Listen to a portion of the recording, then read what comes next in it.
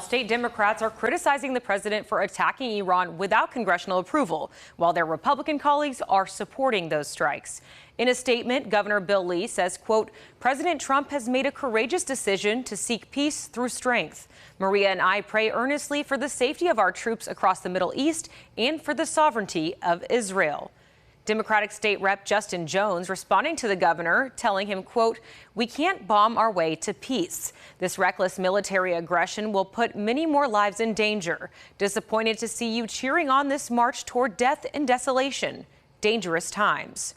Republican State Rep Scott Sapicki says, quote, finally, a president that eliminated the Iranians' ability to possess a nuclear weapon. Presidents have been talking about this for over 25 years. Hopefully, this will bring Iran to the table for lasting peace, not only in the Middle East, but for the rest of the world. And Democratic State Senator Heidi Campbell sharing that Trump, quote, said he would keep us out of wars. Honestly, how much grift is MAGA willing to imbibe? This is all for Netanyahu and Putin. Devastating what he's done to our country and our planet. Now here in Nashville, a local organization canceled its weekly event due to the strikes on Iran. Run for Their Lives Nashville walks every Sunday to advocate for the release of those being held hostage in Gaza. The group tells us they have not had any direct threats, but decided to cancel this week's event out of an abundance of caution.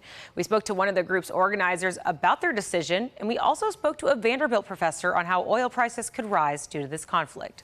Though we do support the Trump administration's actions yesterday, that's not Run for Their Lives. Run for Their Lives mission is solely for the hostages. I've had word that the Iranians might seek to close the Straits of Hormuz, which is through which some 20% of the world's oil goes through. Now, most of that oil, interestingly enough, is headed toward China.